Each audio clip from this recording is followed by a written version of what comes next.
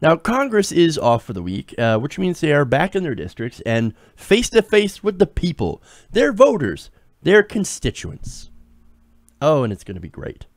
Now, because they're back in town, there's been a series of town halls where the voters get to weigh in the different issues that Republicans have been working on. Things like energy, things like healthcare reform, the immigration, Muslim, all that stuff, right? So what I want to do here is I want to first check in with Mitch McConnell and sort of see how his one of his town halls is going. Let's take a look. The last I heard, these coal jobs are not coming back, and now these people don't have the insurance they need because they're poor. And they work those coal mines, and they're sick. The veterans are sick. The veterans are broken down. They're not getting what they need. If you can answer any of that, I'll sit down and shut up like Elizabeth Warren. I'm sorry. That face at the end, man. The turtle face. Priceless. Now, for reference, the lady is addressing Senate Republicans' refusal to pass a bill to reinstate coal miners' pensions and healthcare benefits.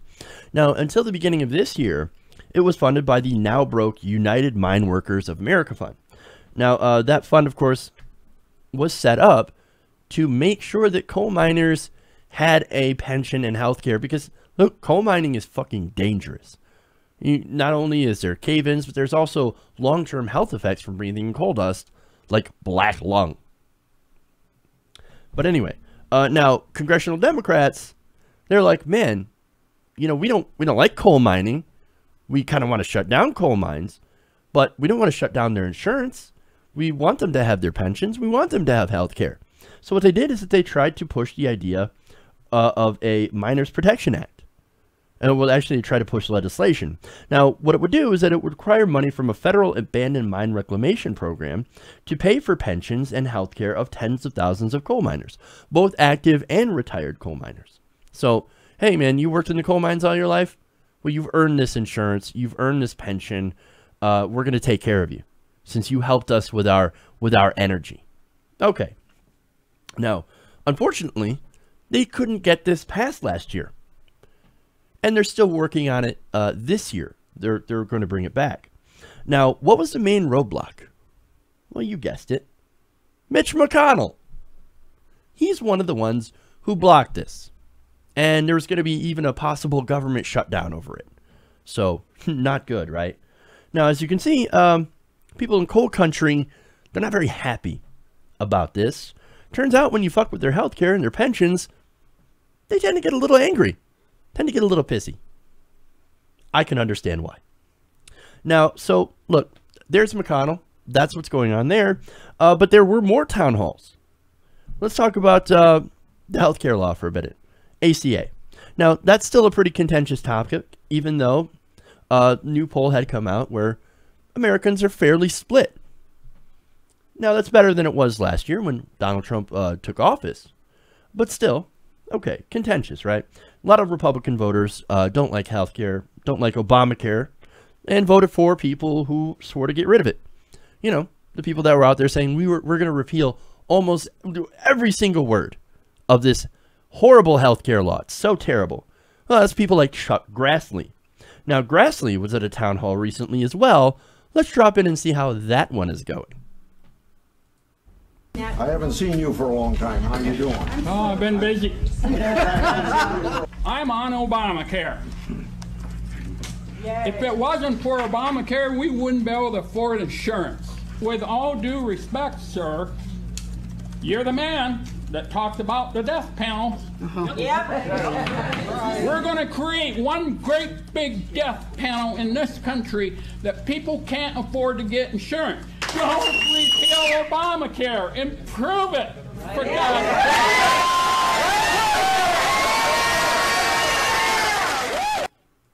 sake. I'm beginning to think that some people actually are starting to like Obamacare. Well, that's weird. And I'm starting to think that these voters are a little angry that they keep trying to eliminate their health care. Imagine that. Perhaps maybe it's because they found out that Obamacare and the ACA are the exact same fucking thing. And, oh my God. Wait, you're saying the ACA is actually Obamacare? And I voted to get rid of Obamacare? Oh, no. I have made a terrible mistake. Now, look, I love how he brought up the death panels, that death panel, death panel, death panel. Over and over, they hammered that talking point to no end. But now, seems like some people are actually starting to get it. You know, those real death panels, they actually do exist, but they're not written into Obamacare. No. The real death panels are for-profit insurance companies. If you cannot afford insurance, you cannot get health care, and you die. That is pretty simple, right? Super, super simple. And look, to be fair, even with the ACA in place, there are people out there that still cannot afford insurance. You've got people with high premiums, high deductibles. And look, there are problems. There are actual real issues with the ACA. And they can be fixed, but not by gutting the program, not by repealing it. And so that's what this guy's saying. No, don't get rid of the ACA. It's helped me. It's helped my family. It's helped my friends. People that I love and care about. Don't get rid of it. We can work on it. We can fix it. We can make it better. Now, in my opinion, the best fix would be a transition away from for-profit health insurance companies. Like, for example, a Medicare for all system. But again, that is a different discussion for a different day. Now, I'm not done with Chuck Grassley. At a different town hall, Grassley also faced a voter over his support for Donald Trump's Muslim ban. Let's take a look at that. I am a person from a Muslim country, and I'm a Muslim. Who's gonna save me here? Who is gonna stand behind me and save them?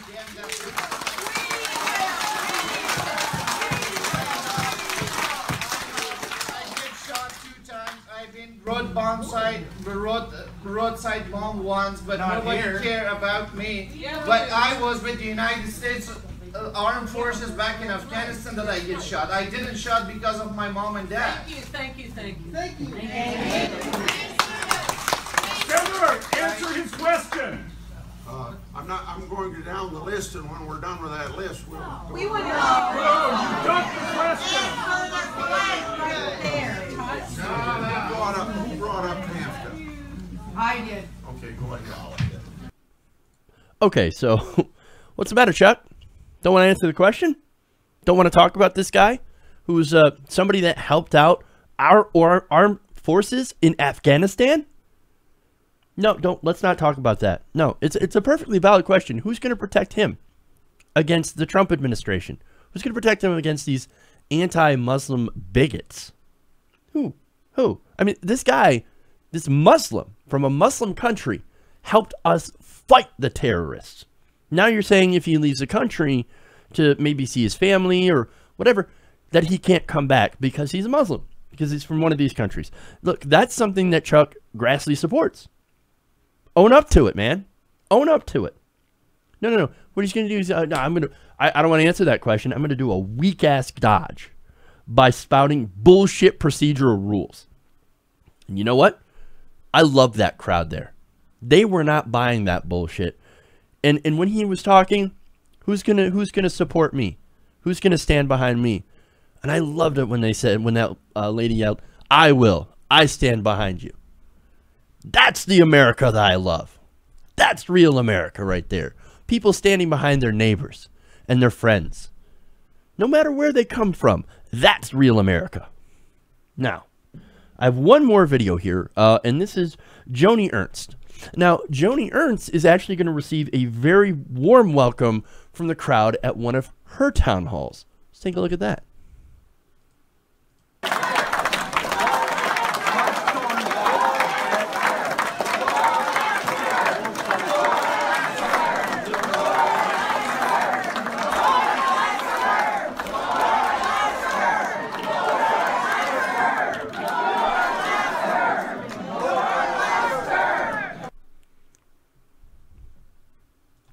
Did I say warm welcome? Well, to be fair, I mean, torches are warm. Pitchforks, not so much. If you didn't hear, they were shouting, "Your last term." Ouch. Ouch. So look, you can see that there are a lot of people who are super unhappy with the GOP. And what? They've been in power for, what, less than 2 months? And people are already pissed. Now, look, there are some other Republicans that are vulnerable in 2018. And you know what they're doing? They're actually skipping their town halls in favor of what they say are more easily controllable environments. Things like Facebook chats and AMAs and stuff like that. Oh, those aren't going to go well. But hey, nothing says vote for me like running away from town halls like a little bitch. Just saying. Now, of course, some Republicans have been out there pushing back against this, saying, oh, those people, they're not our constituents. No. They're paid protesters by George Soros. Oh, it's that Soros throwing his money around again. Got any proof of that? Anything? Check stub? Anything? What? Nothing? Didn't think so. In fact, Trump weighed in himself and tweeted this out. Quote, the so-called angry crowds in home districts of some Republicans are actually, in numerous cases, planned out by liberal activists. Sad. Oh, where's your proof? Do you have any proof that these are... and yes, there are some out there that do plan these protests. That's called democracy. But does he have any proof that people are paid by Soros, as others allege? No. They don't have any proof. Sad. Look, I told you before that they were scared and that they were going to get hammered at their town halls. And I absolutely love it. It is democracy in action. It is the purest form of being able to redress your grievances face to face. This, you know what this reminds me of? This actually reminds me of Festivus. I know, it's the weirdest thing, but it is a nonstop airing of grievances. Hey, we got a lot of problems with you guys, and now you're going to hear about it. I love it. And look, don't think that it's just Republicans that are going to get hammered. Corporate Democrats are going to hear it too. So watch out, Claire McCaskill. Watch out, Cory Booker, Joe Manchin, Heidi Heitkamp. Watch the fuck out. The progressives are coming for you next. People shouldn't be afraid of the government, man.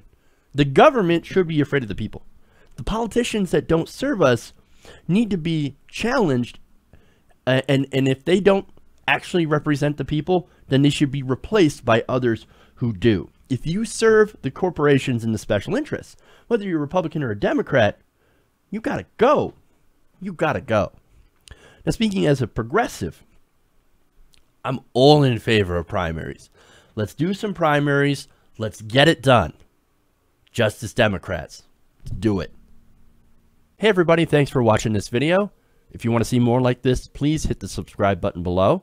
And if you want to support truly independent progressive media, please consider becoming a patron at patreon.com/TYTNation.